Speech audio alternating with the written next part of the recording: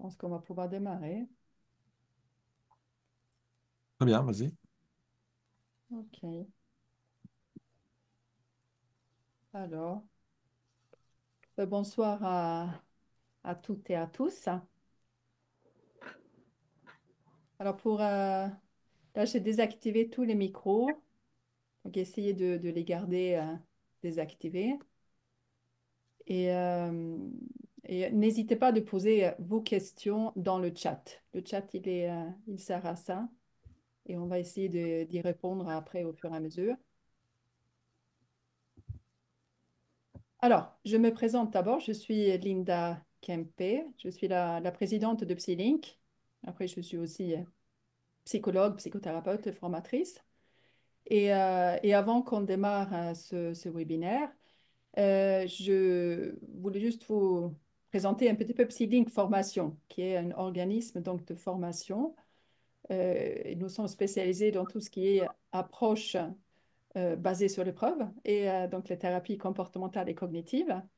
Et on a tout un catalogue avec des formations, des approches thérapeutiques et aussi des choses un peu plus théoriques. Presque toutes les formations sont disponibles en e-learning. Après, Psylink, c'est aussi une plateforme de téléconsultation pour les patients qui cherchent à consulter un psychologue TCC en ligne. Alors, ce soir, nous allons explorer ensemble le sujet du haut potentiel intellectuel avec notre invitée, la docteure Béatrice Millettre, c'est une experte dans ce domaine. Et je voulais aussi profiter pour juste rapidement présenter sa nouvelle formation qui, hop, je vous clique, juste la partage rapidement, euh, qui est donc la formation qu'on présente sur Psylink Formation, comprendre et accompagner le haut potentiel intellectuel, qui est une formation très complète. Il y a presque 6 heures de cours enregistrés d'autres qualités et qui est proposé en ce moment à un tarif spécial de lancement tout le mois d'octobre à 290 euros. Maintenant, je vais passer la parole au professeur Graziani, qui est aussi psychothérapeute, superviseur, formateur, professeur des universités, et il va animer cette soirée avec nous. Donc, c'est lui qui va présenter Béatrice et puis lancer la discussion. À toi, Pierluigi. Très bien, Linda. Si tu peux enlever le partage d'écran. Très bien. Donc, bonsoir à tout le monde. Je suis très heureux d'être l'animateur ce soir de cette soirée, mais je pense que la star, c'est Béatrice Millettre. Alors, peut-être que vous connaissez déjà Béatrice parce que elle a écrit de nombreux ouvrages. Donc, Béatrice est docteur en psychologie, est spécialisée dans la thérapie cognitive comportementale et est connue pour son travail sur le haut potentiel intellectuel. Donc, elle s'attache vraiment à vulgariser des concepts complexes liés à la psychologie, notamment à travers de nombreux ouvrages destinés en large public. Donc, il s'intéresse particulièrement au fonctionnement cognitif et émotionnel des personnes HPI. Donc, elle adopte finalement une approche positive et préventive. Et vous verrez dans ces bouquins, il y a énormément de conseils, énormément d'éléments pour accompagner les enfants, pas seulement les HPI, mais les enfants qui sont confrontés à leurs capacités cognitives et qui doivent produire aussi un certain nombre de résultats scolaires. Donc, en tout cas, elle est l'auteur de beaucoup d'ouvrages de succès, vendus parfois à plus de 100 000 exemplaires. Il y a le petit guide à l'usage des gens intelligents qui ne se trouvent pas très doués. Et j'ai le plaisir de lire il y a quelques années, hein. Il me semble que c'est 2, 3 ans, Béatrice, qui est sorti, peut-être un peu plus. Ah, t'es gentil, Pierre-Luigi. C'est plutôt 13, 14 ans. C'est plutôt 13. Très bien. Un petit peu plus. Bon, le temps passe vite. Euh, Le temps passe vite. Le temps passe Après, vite. il y a l'enfant précoce au quotidien, hein, un guide pour aider les parents à accompagner les enfants précoces dans leur parcours scolaire et familial. Il y a aussi un bouquin Réussir grâce à son intuition, euh, qui est un ouvrage qui traite comment utiliser son intuition pour améliorer sa prise de décision et son épanouissement personnel. Donc, Béatrice, c'est une personne qui est très au point, en tout cas, de ce potentiel intellectuel et elle est ce soir avec nous pour parler justement des HPI, de comment les accompagner et de comment aider aussi les psychologues, mais aussi les parents à comprendre ce que c'est un HPI. Alors, peut-être je vais commencer par te poser une première question et je laisse aussi les collègues présents à envoyer dans le chat des questions si ils ont envie de le faire. Moi, je n'ai préparé pas mal parce que c'est un sujet qui m'intéresse, c'est un sujet qui est souvent traité aussi dans les médias. Et donc, peut-être une première question, Béatrice, c'est voilà, comment est-ce que on peut définir le HPI et quels sont les critères pour identifier le HPI? Alors, merci Pierre-Luigi de cette belle introduction. Je ne sais pas si je me reconnais dans tout ça, mais c'est très flatteur et c'est très sympathique en tout cas. Alors, oui, je travaille dans le HPI depuis un petit bout de temps et aujourd'hui, plus généralement, sur tout ce qu'on appelle la neurodiversité, donc des profils cognitifs un peu différents et dont le HPI fait partie. Donc, qu'est-ce que c'est la définition du HPI? En fait, c'est plusieurs choses. On a longtemps pensé que c'était simplement une quantité d'intelligence plus élevée que la moyenne. Et en fait, on s'est rendu compte qu'effectivement, les hauts potentiels sont des gens plus intelligents, mais qui sont surtout intelligents différemment. C'est-à-dire qu'ils vont avoir cette intelligence intuitive, ils vont avoir une plus grande intelligence émotionnelle. Alors ça, on a des discussions et des discussions sur le HPE, mais on sait, les recherches internationales nous disent qu'il y a quand même une plus grande intelligence émotionnelle chez les personnes au potentiel, une plus grande intelligence sociale également, et globalement, j'ai envie de dire des plus grandes intelligences de tout type, ce qui fait que souvent, moi, je préfère utiliser la notion de degré de conscience. Ce sont des gens souvent, ils ont des valeurs, ils sont humanistes, ils sont généreux, ils sont de ça. Donc, ils ont plutôt un plus grand degré de conscience que les neurotypiques. Les neurotypiques étant les gens qui correspondent à une norme cognitive. Voilà. Un peu, c'est ça la définition, finalement. Très bien. Mais ça, c'est une définition qu'on a quand ils sont plutôt grands. Mais comment est-ce qu'on peut identifier le HPI quand ils sont petits? Alors, quand ils sont petits, j'ai envie de dire quand on a l'habitude. Alors, souvent, on me dit que j'ai une boule de cristal et que je les reconnais. Alors, ce n'est pas vrai parce qu'il y a une liste de caractéristiques finalement, et quand on déroule la liste de caractéristiques, j'ai envie de dire ça saute un peu aux yeux, et y compris des collègues pédiatres ou pédopsychiatres ou des enseignants, des inspecteurs de l'académie ou des choses comme ça, ils me disent mais quand on connaît le sujet, on les reconnaît tout de suite. Oui, on les reconnaît tout de suite, y compris tout petit. Ça veut dire qu'on a des recherches, et on a une collègue française qui a beaucoup travaillé aussi sur la motricité des enfants au potentiel, et on sait qu'ils sont en avance sur les autres. Donc, ils sont en avance déjà au degré du langage. Souvent, ils ont un registre, enfin pas souvent, ils ont un registre de langage beaucoup plus étendu qu'un enfant du même âge. Et souvent, ils ne parlent pas, ils n'ont pas ce langage bébé. Ils ne vont pas dire c'est un toutou qui fait waf waf. Ça, ils ne parlent jamais comme ça. Donc, ils ont toujours un vocabulaire très extensif. Tout à l'heure, j'étais en consultation avec une petite fille, elle a 6 ans, et elle me parlait des acrostiches. Je ne suis pas sûre qu'il y ait beaucoup d'enfants neurotypiques qui nous parlent des acrostiches à 6 ans. Et elle savait ce que c'était, hein, quand même, elle utilisait le mot et le concept tout à fait à bon escient. Donc, ce sont des enfants qui ont ce vocabulaire très extensif, qui sont en avance dans plein de domaines, y compris la motricité, parce qu'on a tendance à dire qu'ils seront très mauvais en sport et très maladroits, etc. Non, non, non, non. Ils sont au contraire en avance aussi d'un point de vue moteur. Ils vont tenir leur tête avant les autres, ils vont tendre la main avant les autres, ils vont… Alors, c'est des moyennes, hein, donc ce n'est pas forcément systématique, mais la caractéristique principale, oui, ils vont poser des questions tout le temps, tout le temps, tout le temps.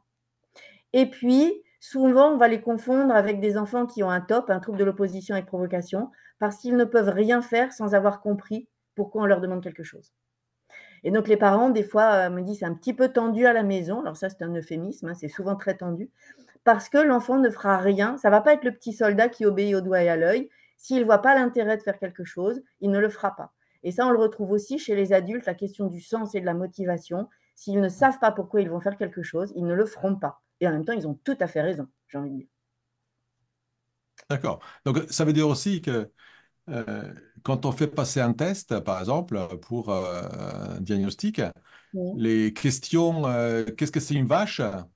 Non, ben ça, Si ils ne savent pas ce que ça veut dire, s'ils ne savent pas pourquoi on pose la question, ils ne vont pas répondre ou bien ils répondent à des choses très complexes.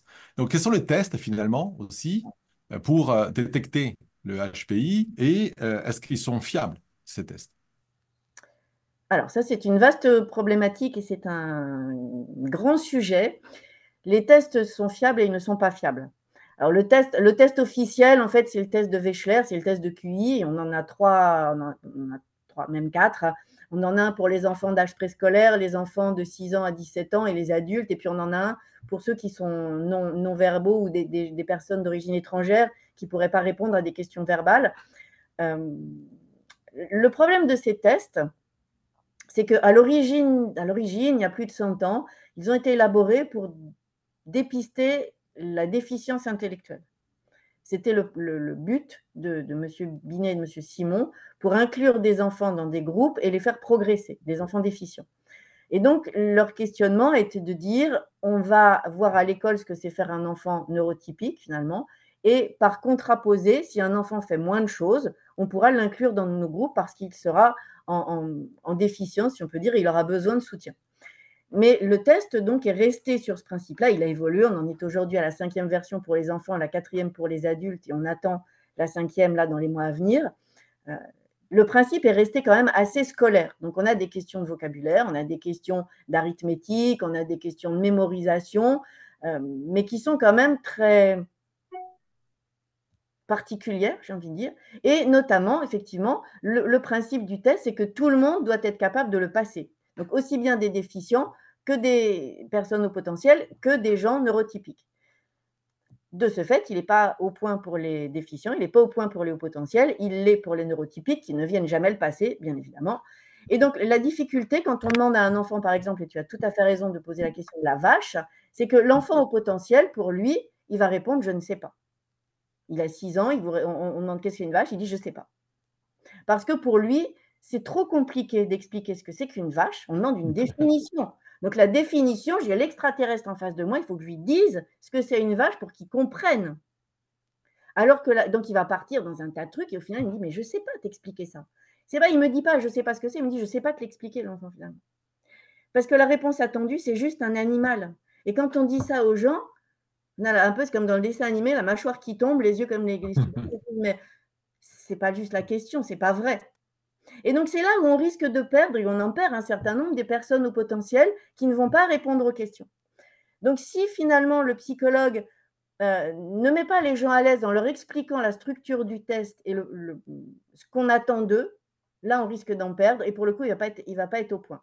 Maintenant, quand il est fait dans des bonnes manières, eh bien, effectivement, on va avoir la réponse. Alors, souvent, les gens disent, mais ça me donne mes points forts, mes points faibles. Non, ça ne donne rien du tout. Les points forts, c'est je suis calé en arithmétique et le point faible, c'est je ne suis pas doué pour remplir des questionnaires de rapidité, ce qui, dans la vie de tous les jours, ne sert absolument à rien. Entendons-nous. Donc, la seule réponse que ça donne, c'est est-ce que vous êtes au potentiel si le test est bien fait, oui ou non. Et ça c'est fondamental parce qu'il y a des gens qui en ont besoin pour s'autoriser à fonctionner de la façon des hauts potentiels. Donc, à mon avis, c'est la seule réponse à attendre, c'est est-ce que je suis au potentiel, oui, non. Et quand c'est bien fait, on a la réponse. C'est OK. quelque chose comme ça. Il y a, il y a une question, une personne qui dit, peut-être sur le même, autour du test, est-ce que le test HPI, Ouais. il n'y a pas tout à fait test HPI, mais est-ce que c'est le test évalue davantage l'intelligence fluide et cristallisée? Alors, il évalue certaines formes d'intelligence, effectivement, l'intelligence fluide, voilà. Après, tout dépend finalement de ce qu'on va chercher.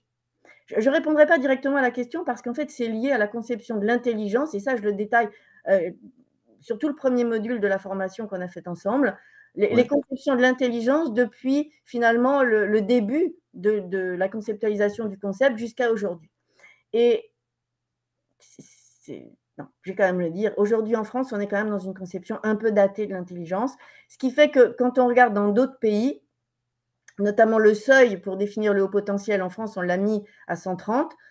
Au Québec, ils l'ont mis à 10% de la population.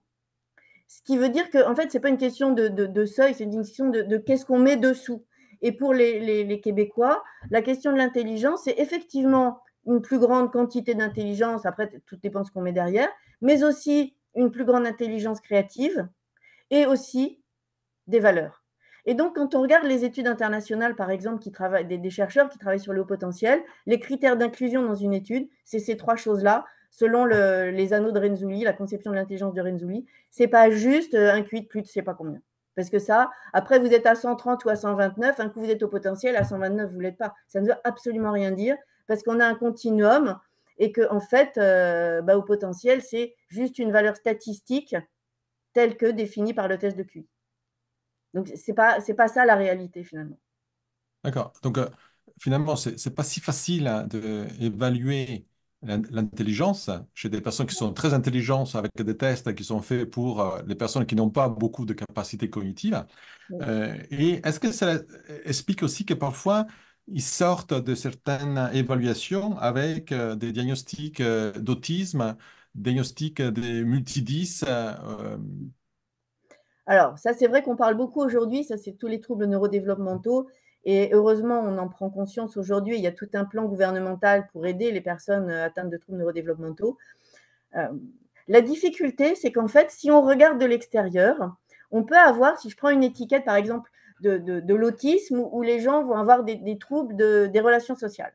Si juste j'écris cette étiquette-là, problème de relations sociales, un grand nombre des personnes au potentiel qui sont un peu différentes des neurotypiques parce que leur fonctionnement intrinsèque est différent, vont se sentir concernés parce que parfois c'est compliqué les interactions sociales. Quand vous êtes autour du barbecue et que vous avez envie de parler métaphysique ou philosophie, les autres veulent parler des saucisses, eh bien vous dites je suis un peu décalé, je ne suis pas à ma place, donc j'ai des problèmes relationnels, donc je suis dans le spectre de l'autisme. Alors qu'en fait, il faut aller beaucoup plus loin que ça. Là, c'est juste le haut de l'iceberg en fait. Et ça, quand on va creuser, finalement, on n'a que peu de points communs entre les problèmes relationnels des autistes et les problèmes relationnels des personnes au potentiel. La personne autiste, moi j'en accompagne. Alors effectivement, on peut avoir ce qui s'appelle la double exception, au potentiel et autiste, au potentiel et 10, au potentiel et trouble de l'attention. Les autistes vous disent, ils ne comprennent absolument pas la règle du jeu des interactions sociales. Et je pense à une jeune femme que j'accompagne en ce moment. Elle est obligée de réfléchir en permanence à ce que font les autres, un peu comme dans un jeu de société, et de s'approprier le mode d'emploi des autres qu'elle perçoit comme ça, et par mimétisme de fonctionner de la même façon. Donc c'est quelque chose qui est épuisant, qui est très énergivore, et finalement qui n'a rien à voir avec le haut potentiel. Et de la même façon, pour le trouble de l'attention, les personnes au potentiel qui ont une pensée par association d'idées, une pensée entraîne une autre, entraîne une autre, entraîne une autre, si on est sur l'ordinateur en train de travailler, ou sur un dossier, peu importe, à un moment donné, mon cerveau a besoin de faire une pause pour réfléchir, et donc je vais regarder par la fenêtre, et là je vois passer, je sais pas quoi, une voiture rouge, et je me dis, ah bah tiens, c'est sympa, il faudrait que je change de voiture rouge, c'est pas mal. Ouais, mais quand même, une voiture, c'est pas bien pour la planète, donc peut-être le bus.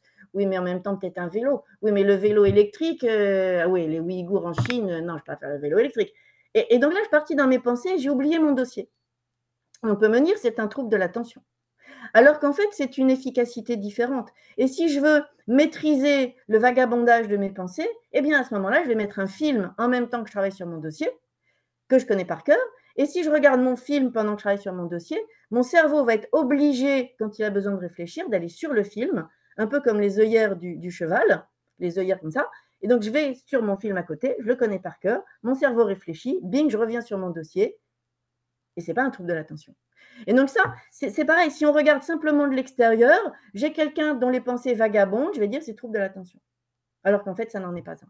Donc, et ça, on peut avoir encore une fois la double exception, mais si on regarde juste de l'extérieur ce qui se passe, on risque d'avoir des mauvais diagnostics. Et effectivement, à la consultation d'autisme à la Salpêtrière à Paris, une personne sur deux qui vient consulter adulte sont des personnes au potentiel qui ne sont pas dans le spectre autistique. Et de même, on a des études qui nous disent qu'une personne au potentiel diagnostiquée avec un TDAH, eh bien dans 25 à 50% des cas, n'a pas de TDAH, c'est un mauvais diagnostic.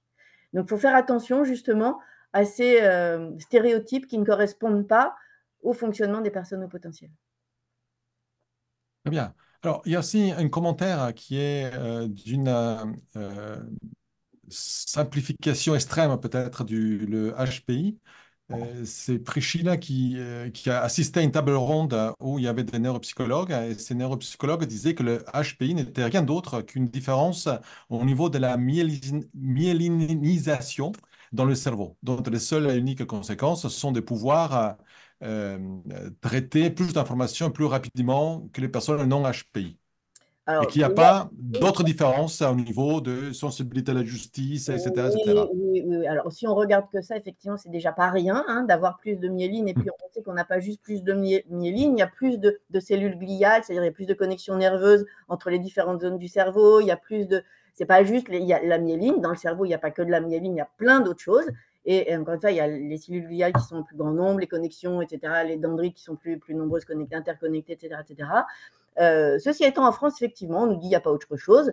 Quand on regarde les études internationales des collègues internationaux, bizarrement, chez eux, il y a autre chose. Donc, ma réponse est très simple. Oui, au potentiel, ce n'est pas juste une quantité d'intelligence, c'est une quantité de plein d'intelligence, y compris l'intelligence sociale, y compris, on sait, les ados au potentiel, par exemple, on a des recherches. Alors, moi, on ne me connaît pas peut-être tout le monde, mais je n'affirme jamais rien qui n'est pas validé par des études internationales.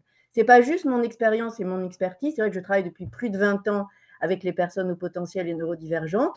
Donc, j'ai une certaine expertise, une expérience des gens que j'accompagne. Mais on peut se dire, j'ai un biais de recrutement que les gens qui viennent me voir, par définition, n'ont pas forcément très bien. Mais donc, c'est pour ça que je n'affirme jamais rien que je n'ai pu retrouver dans des recherches internationales. Et je vous dis, au Québec, par exemple, ils considèrent la trilogie de Renzulli, les 3 anneaux, avec l'intelligence, la créativité, les valeurs. Ce n'est pas moi qui le dis, ce sont les recherches internationales. Donc, il y a la myélinisation, mais il n'y a pas que ça. Il n'y a pas que ça. Oui, surtout que ce sont deux niveaux très différents entre la myélinisation et l'utilisation du cerveau avec une activation qui peut être une sensibilité aussi à des situations de frustration, de colère, Oui, d'ennui, tout à fait. etc. Donc, il y a des conséquences, effectivement, Il y a des c'est conséquences dans difficile. tous les domaines avec des seuils de déclenchement qui sont plus bas, donc qui donnent une plus grande sensibilité, une plus grande sensorialité, avec des réactions qui sont différentes, avec des profils de sommeil qui ne sont pas les mêmes, y compris en termes d'éveil et de meilleure efficacité diurne par rapport aux neurotypiques. Les somnogrammes ne sont pas les mêmes. Enfin, voilà, on a tout un ensemble finalement de recherches qui nous montrent qu'effectivement, on a des différences. Maintenant, effectivement, il n'y a pas de différence si je prends des gens à QI de 130 et des gens à QI de 125, c'est pas vrai. Et les recherches sont faites entre le groupe témoin autour de 100, le groupe au potentiel autour de, alors ça dépend, des fois c'est 120, des fois c'est 130, mais au-dessus de 120 en tout cas. Et donc on a cet écart qui fait que là, on a des différences significatives, mais bien évidemment, si je prends 120 et 130, j'aurai zéro différence. Ça, c'est bien évident. Parce qu'on a un continuum dans l'intelligence, on n'a pas. Et donc, en ça, le haut potentiel existe, mais il n'existe pas. Si je fais 125 et 130, ben, j'ai zéro différence. Donc, voilà, ça veut dire quelque chose par comparaison avec un groupe témoin. Ça, en tant que tel, ça ne veut rien dire du tout. Très bien, merci Béatrice. Il y a Jeanne Sofacian qui est parmi nous et qui souligne effectivement que dès qu'un HP sort du schéma classique de fonctionnement et qui présente des particularités, il est souvent classé dans trouble du spectre de l'autisme. Et qu'elle trouve aussi que c'est vraiment dommage par rapport au fonctionnement singulier du HP. Et Il y a oui, aussi une merci, question. Jeanne. Oui, et merci Jeanne, et on est très ravis de t'avoir parmi nous ce soir. 2 expertes en même temps, c'est super chouette. Voilà, donc pour ceux qui ne connaissent pas Jeanne, elle est experte aussi du sujet depuis à peu près le même nombre d'années que moi, donc c'est sympa. Mais effectivement, l'autisme, c'est un vaste sujet. Et moi, j'en parlais avec Hélène Vulzer, qui dirige la consulte de la Salpêtrière à Paris, là, qui nous dit, mais non, ça n'a rien à voir. Ou Jacques Grégoire, qui est un chercheur belge, que moi j'apprécie beaucoup, qui dit exactement la même chose qu'on dit tous là. Les experts, on dit tous la même chose avec des mots différents, mais on dit tous la même chose. Ça n'a rien à voir. On peut avoir cette double exception au potentiel autiste, au potentiel TDAH, au potentiel trouble neurodéveloppemental, mais ça reste une exception, c'est rare. Effectivement, c'est rare. Très bien. Il y a une petite question très technique, hein. Est-ce que vous pourriez dire le nom du questionnaire HPI pour les enfants qui ne parlent pas français? Ah, alors, pour les enfants, je ne sais pas s'il existe. Le questionnaire des enfants, c'est le WISC, Oui. l'intelligence de Wechsler pour les enfants, le WISC numéro 5, qui existe dans toutes les langues. Donc, pour les enfants qui ne parlent pas français, alors, normalement, il faut utiliser le test de la langue de naissance de la personne, dans la langue de naissance de la personne. Voilà. Pour les adultes, c'est le VICE. Pour les préscolaires, c'est le WPPSI. Et on a le Wechsler non verbal, le WNV, pour les gens qui ne parlent pas français. Mais je ne sais plus à quel âge. Il n'est pas pour les enfants à ma connaissance. Il n'est pas pour les enfants à ma connaissance. Il y a une question aussi par rapport si on est fille, garçon, est-ce qu'il y a un impact euh, sur la reconnaissance du HPI? Est-ce que le sexe, le genre a un impact sur cette reconnaissance? Alors, moi, personnellement, je ne vois pas tellement de différence. On nous dit souvent peut-être que les petites filles sont plus à masquer leur singularité et un peu se fondent plus dans la masse, que les garçons sont plus hyperactifs ou à bouger plus ou être plus dans la provocation en classe. Mais globalement, dans l'identification, ça ne change rien du tout. Dans les caractéristiques, ça ne change rien du tout. Après, ce sont simplement. On peut être. Enfin, il y a être au potentiel qui sont un ensemble de caractéristiques, un fonctionnement singulier. Et puis, il ne faut pas oublier quand même la personnalité, le caractère de chacun, l'individualité finalement. Et il ne faut pas non plus oublier que être au potentiel, ça a une origine héréditaire en partie et aussi une origine environnementale. Et on sait, si je simplifie à l'extrême, que le gène de l'intelligence, alors avec beaucoup de guillemets et de bémols, hein, parce que ce n'est pas aussi simple que ça, est bridé à hauteur de à peu près 60% par l'environnement. C'est-à-dire, si on est dans un environnement qui ne favorise pas l'expression de notre intelligence, mais comme l'expression de n'importe quoi d'autre d'ailleurs, eh bien, ça ne va pas s'exprimer. Donc, il n'y a pas juste une question de genre, il y a aussi une question d'environnement. Si vous êtes dans un environnement parental, entre guillemets, non genré, où ben voilà, vous aurez. Enfin, voilà, ce n'est pas juste la question du genre. Je crois que, et ça, c'est aujourd'hui quelque chose de très actuel. Moi, j'aime pas aller dans cette direction-là. J'aime pas aller dans la direction du genre parce qu'il y a plein d'autres facteurs que simplement le genre qui interviennent, je pense. Maintenant, ce qui est sûr par rapport à, si j'ai dit que je ne voulais pas en parler, mais voilà, c'est qu'on sait par exemple que dans les personnes neurodivergentes, il y a plus de personnes qui sont LGBT-friendly ou moins genrées ou gender fluide que dans les neurotypiques, par exemple. Ce qui est lié probablement en partie à leur plus grande ouverture d'esprit, à leur curiosité, à un peu un certain nombre de questionnements qui se posent, à ce que moi j'appelle une espèce d'humanisme, etc., etc. Voilà. Donc, OK. Donc, tu as parlé de l'endroit, enfin, de l'environnement familial, que ce sont des enfants qui ont des capacités, mais que ces capacités doivent pouvoir euh, profiter d'un milieu favorable pour pouvoir s'épanouir. Qu'est-ce qu'on peut dire aux parents? Quelles sont les caractéristiques ou les signes qui peuvent leur permettre de se poser des questions sur la présence d'un enfant de capacité HPI chez leurs enfants et qu'est-ce que tu peux leur conseiller? alors c'est ce que je disais déjà tout à l'heure, c'est il y a la question du langage, la question de la précocité quand même. Donc avant, on parlait d'enfants précoces, après on a eu le terme de surdoué, après on a eu au potentiel, après on a eu, enfin voilà, on a un certain nombre de vocabulaire. Mais effectivement, les enfants au potentiel acquièrent un certain nombre de leurs capacités en avance des autres. Je parlais tout à l'heure de la motricité notamment, du langage, des choses comme ça. Donc il y a cette espèce d'avance de phase par rapport aux autres. Il y a le fait qu'ils ont un vocabulaire extensif, ça quand même. Le vocabulaire, c'est le support de la pensée, donc c'est lié, effectivement, ça, et ça on le voit dans les tests, les tests de vocabulaire quand ils sont bien passés, ça explose, ça c'est vrai. Sont des enfants qui posent des questions tout le temps, tout le temps, tout le temps, et sans parler d'enfants qui soient entre guillemets mal élevés ou en trouble de l'opposition, sont des enfants, là on a une caractéristique assez fréquente, c'est la colère, on retrouve assez souvent, parce que ce sont des enfants qui ont besoin de sens aussi. Donc s'ils ne comprennent pas, eh ben, ils partent avec une idée, ça va se passer comme ça. la réalité est un peu différente. Ils se sont fait une espèce de film dans leur tête et bing, ça vrille un peu. Donc, la gestion des émotions est un peu plus ardue, on va dire comme ça. Souvent, les parents me disent, avec un enfant de 5 ans, il ne sait pas gérer ses émotions. Moi, avec mon humour habituel, je réponds, bah, vous savez, moi j'ai déjà du mal, donc à 5 ans, on peut leur laisser un peu de temps quand même, hein, ça va aller. On a un peu de marge devant nous aussi, par exemple. Et donc, on a des crises de colère, on a des enfants qui questionnent tout le temps, tout le temps, tout le temps, tout le temps, qui posent des questions sur l'univers, sur leur place dans l'univers. Moi, je me souviens, un petit garçon, à un moment donné, je lui dis, mais en fait, ce que tu es en train de dire, c'est que tu te vois tout petit par rapport aux étoiles, et c'est ça qui… Il me dit, oui, c'est juste ça. On se dit, mais on est tout petit dans l'univers, ça peut paraître de l'anxiété. Et il ne faut pas non plus confondre le questionnement incessant des enfants avec de l'anxiété, parce que ça n'a rien à voir. C'est vraiment des questions. Ils ont besoin des réponses. Il faut que les parents soient un peu comme des accompagnateurs de voyage, à répondre à leurs questions et à leur expliquer ce qu'est le monde autour d'eux. C'est le rôle des parents, quelque part, de dire ce qu'on a autour de soi. Donc ça, c'est la première des choses. La deuxième des choses, c'est de ne pas plaquer les principes d'éducation d'un enfant neurotypique à un enfant au potentiel, parce que ça ne marche pas. Ça ne marchera pas. L'enfant au potentiel, il n'est pas là pour vous contredire par principe, il est là pour comprendre. Et donc, on a besoin de lui parler, de lui parler, de lui parler, de lui parler. Donc, évidemment, il y a des moments… moi, je dis toujours, c'est merveilleux d'être avec un enfant potentiel, mais il y a des moments, hein, vous rendez votre tablier, quoi. Ça devient insupportable tellement c'est non-stop. C'est une telle intensité que, oui, c'est en permanence.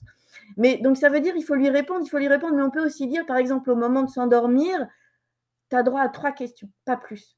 Parce qu'il faut que tu t'endormes et les restes des questions, on les garde pour demain. Donc, il faut aussi les baliser. Il ne faut pas les prendre, ça c'est un écueil dans lequel il ne faut pas tomber. Il ne faut pas les prendre pour des adultes miniatures. Ce sont des enfants. Ils ont besoin de jouer. Ils ont besoin d'avoir des réponses à hauteur de leur âge. À 8 ans, on ne regarde pas, alors ça c'est un autre sujet des écrans, mais on ne regarde pas, même si l'enfant pose des questions, la guerre dans le monde, parce qu'il n'a pas le recul, il n'a pas la maturité pour se dire mais c'est à l'autre bout de la planète et sinon l'enfant, il ne va plus dormir parce qu'il pense que cette nuit, on va venir le trucider. Donc voilà, ce n'est pas parce qu'il pose des questions qu'on les considère comme des adultes miniatures. Ça ne marche pas. Ça ne marche jamais. Ça ne marche jamais. Ok, il y a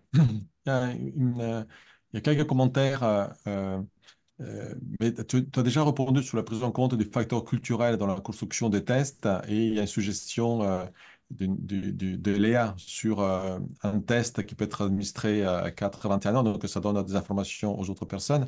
Et il y a une question qui est, est-ce qu'il y a une différence dans le comportement chez un enfant diagnostiqué HP et chez un enfant qui a les caractéristiques mais qui n'en a pas connaissance? Est-ce que l'étiquette HP va influencer aussi les comportements, d'être narcissique quelque part, chez certains, adultes surtout, mais est-ce que l'étiquette va contribuer? Alors déjà, juste un petit point de vocabulaire, ça n'est pas un diagnostic, parce que ça n'est pas une pathologie. Donc c'est un dépistage, voilà, mais ce n'est pas un diagnostic, parce que diagnostic veut dire pathologie, ce n'est pas une pathologie. Ça, faut bien être clair là-dessus. Alors, souvent on me dit, on me l'a encore dit la semaine dernière, que je polarise les différences entre haut potentiel et neurotypique, avec des étiquettes. La question, elle n'est pas de stigmatiser avec une étiquette, elle est qu'un enfant, de toute façon, depuis qu'il est au monde, il perçoit, un enfant au potentiel, il va percevoir, il le sent qu'il n'est pas comme les autres. Il ne sait pas le dire, mais il voit bien que les autres enfants à l'école, peut-être, ils vont un peu moins vite, qu'il faut plus de répétitions pour mémoriser un concept. Pour info, on dit qu'un enfant au potentiel a besoin d'1 à 2 répétitions pour mémoriser, quand un neurotypique, en moyenne, a besoin de 8 à 10. Donc, si l'enfant au potentiel, on ne lui explique pas que les autres ont besoin de plus, lui, il le perçoit quand même. Il se dit, mais quand même, pourquoi on a dit 15 fois la même chose, alors que moi, je le sais déjà, pourquoi on recommence? Donc, il perçoit des singularités, il ne sait pas mettre des mots dessus. Ce qui fait qu'à un moment donné, c'est important de dire à un enfant, alors pas forcément en disant qu'il est au potentiel, en disant qu'il fonctionne autrement, moi j'aime bien la notion de l'intelligence intuitive parce que c'est un peu neutre quand même. Voilà, tu es un peu plus, des fois tu as des idées qui tombent de la tête, tu as l'intuition mathématique, les autres ils n'ont pas comme ci, ils n'ont pas comme ça. Et donc ça change la vie parce que l'enfant, à un moment donné, et l'adulte c'est de la même façon, hein, peut s'approprier ce fonctionnement-là sans se dire qu'il est anormal. Il peut se dire, moi j'utilise souvent ce mot-là, ce concept de normal autrement. Et c'est ça qui va changer la vie finalement, de s'autoriser à fonctionner en phase avec soi-même, plutôt que de calquer son fonctionnement sur celui des neurotypiques et de finir à l'envers de soi-même. Donc ce n'est pas tant l'étiquette. Moi, je vois des gens, ils ont fait effectivement le test, ils arrivent, ils me disent, je suis au potentiel. Je dis, très bien, je pense à une jeune fille que j'accompagnais. Elle me dit, ah bah, moi, j'ai la pension en arborescence. Et puis voilà. Donc, je sais tout. Très bien. Et je lui dis, comment tu fais tes devoirs? Là, elle m'a regardé, toujours le dessin animé. On dit, bah, qu'est-ce qui se passe? Elle me dit, bah, comme tout le monde. Et ben voilà, et ben c'est pas comme ça qu'on fait. C'est pas comme ça qu'on va pas faire les devoirs de la même façon. On va faire les devoirs peut-être en mettant une chanson à côté, en mettant de la musique, en ayant le téléphone, en courant, en faisant. Enfin voilà, on fait autrement. On fait pas. Et les devoirs, on n'a peut-être pas besoin de les faire parce que on sait déjà la leçon en sortant de classe. Donc pourquoi on va faire des devoirs quand on sait déjà? Et donc voilà, l'étiquette en tant que telle, elle sert à rien. Il va falloir derrière décliner le fonctionnement, le décrypter pour que chacun puisse se l'approprier. C'est ça finalement le point d'entrée du test et de l'étiquette, c'est qu'est-ce qu'on en fait. Ce n'est pas une étiquette pour une étiquette. Et c'est vrai, moi je vois des gens, ils me disent je suis au potentiel, et je vois des fois dans des associations ou dans des conventions, dans des conférences, je me dis moi je suis au potentiel. Et des fois, ça m'est arrivé il y a quelques jours, je parle comme ça à la pause avec un verre à la main, et je dis bah alors vous faites comme ça, faites comme ça. On me dit non, pas du tout. Et donc on se rend compte qu'ils ont l'étiquette, mais ils n'ont pas la déclinaison de ce que ça veut dire. Et c'est ça qu'il faut faire l'étiquette, en fait, on s'en fiche quelque part. Et si je reprends ce que j'ai dit tout à l'heure, on a besoin des étiquettes pour s'en sortir.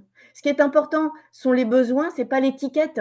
C'est les besoins des gens, c'est les aspirations. Et on a ce courant aujourd'hui, par exemple, où on nous dit en pathologie, ce qui définit la pathologie, c'est l'aspiration et le mal-être des gens. Ce n'est pas les critères diagnostiques quelque part. Ben là, c'est un petit peu pareil. Ce qui compte, c'est les besoins plus que l'étiquette. L'étiquette pour s'en sortir derrière, pour l'enlever. Est-ce que tu as beaucoup de parents qui donnent l'étiquette HPI à leurs enfants et ils sont déçus après du résultat du questionnaire WISC? Ça arrive, ça arrive. Ok. C'est pas toujours facile. C'est pas toujours facile. Moi, je me souviens qu'il y a une jeune femme que j'accompagnais et elle est venue me voir en me disant je suis au potentiel. Voilà, c'est ma mère qui m'a dit je suis au potentiel. Elle avait 18 ans, très bien. Donc ma mère m'a dit on a fait les tests, je suis au potentiel, très bien. Et puis au bout d'un moment, elle me dit mais en fait, on n'a jamais fait le test. Et elle n'était pas au potentiel. Donc c'est ça. Des fois, c'est un petit peu gênant. Mais ce qui est plus important, finalement, encore une fois, ça rejoint ce que je viens de dire. Ce qui est plus important, c'est pas c'est le fonctionnement qui va dessous. Et quand on reçoit des gens dans nos métiers qui sont les nôtres, finalement, toi comme moi et Linda pareil, c'est qu'on accompagne des gens pour qu'ils soient en phase avec eux-mêmes, quelle que soit l'étiquette qu'on leur colle finalement. C'est ça qui est important. Et cette jeune femme, elle avait des fonctionnements comme ci, comme ça, et je l'ai aidée à prendre confiance dans sa manière de fonctionner. Et c'est ça le plus important finalement que l'étiquette. Après, oui, des gens ont besoin de l'étiquette, c'est un petit peu narcissique, et puis c'est pas, ça fait plaisir de se dire qu'on est un peu plus intelligent ou moins bête que les autres, comme on veut, mais après, c'est pas ça qui change la vie quelque part. Alors, il y a une petite question sur l'endormissement. Tu en as parlé tout à l'heure, l'enfant qui pose des questions avant de s'endormir. Mais il me semble aussi qu'il y a effectivement peut-être des troubles du sommeil qui sont Alors, présents chez les HPI ou oui, de grosses difficultés. moi, je suis toujours embêtée quand on parle de troubles parce que Difficultés. oui, non, mais je suis d'accord, la question, c'est celle des troubles du sommeil, mais parce qu'en fait, ce que je veux dire par là, c'est qu'on a un référentiel pour les neurotypiques et un référentiel pour les hauts potentiels. Et donc, c'est vrai pour ça veut dire qu'on va extrapoler les manières d'être des hauts potentiels à partir du référentiel neurotypique et on va dire, pour le coup, c'est un problème. Et que peut-être ça n'en est pas et que ce sont des singularités et pas des problèmes. Mais ceci étant, on a des études qui nous disent effectivement, quand on pose la question aux parents, est-ce que votre enfant est plutôt comme ci, comme ça sur le sommeil, que oui, majoritairement, il y a, enfin majoritairement, c'est pas si significatif que ça, mais il y a plus de troubles du sommeil reportés par les parents, hein, pas par les professionnels de santé, chez les enfants au potentiel que chez les autres. Alors c'est vrai qu'ils ont une latence d'endormissement qui est plus grande, il leur faut plus de temps à s'endormir, ils posent aussi plein de questions au moment de s'endormir. Régulièrement, on me reporte qu'ils ont des terreurs nocturnes. Et ce qu'on sait du sommeil des enfants et des adultes au potentiel, c'est qu'ils ont ils ont plus de cycles de sommeil, pardon, mais ils tombent directement en sommeil paradoxal, par exemple. C'est pas exactement les mêmes profils. Donc, effectivement, et alors ce que me disent moi les enfants, que je revois des fois quelques années après, je trouve ça très drôle quand je revois des jeunes 5 ou 10 ans plus tard, et je pense à un en particulier qui me disait, mais en fait, tu sais, quand on me parlait du sommeil quand j'étais petit, moi je voyais pas pourquoi j'aurais dormi quand mes parents dormaient pas. Et ça, les adultes, les parents le disent à chaque fois, une fois que nous on dort, il dort. Il se relève plus une fois qu'on dort. Et tant que l'enfant, il entend les parents à côté, etc., etc., il se dit, j'ai pas de raison de dormir. Et moi, j'en ai qui me l'ont dit avec ces termes-là, en disant, moi, je voyais pas pourquoi j'aurais dormi si les autres dormaient pas. C'est pas juste, par exemple. Donc, c'est plus complexe que ça. Mais effectivement, les parents reportent quand même des différences dans l'endormissement des enfants au potentiel. C'est vrai. C'est vrai. Il y a une petite question sur les spécificités de l'accompagnement par les psychologues des HPI.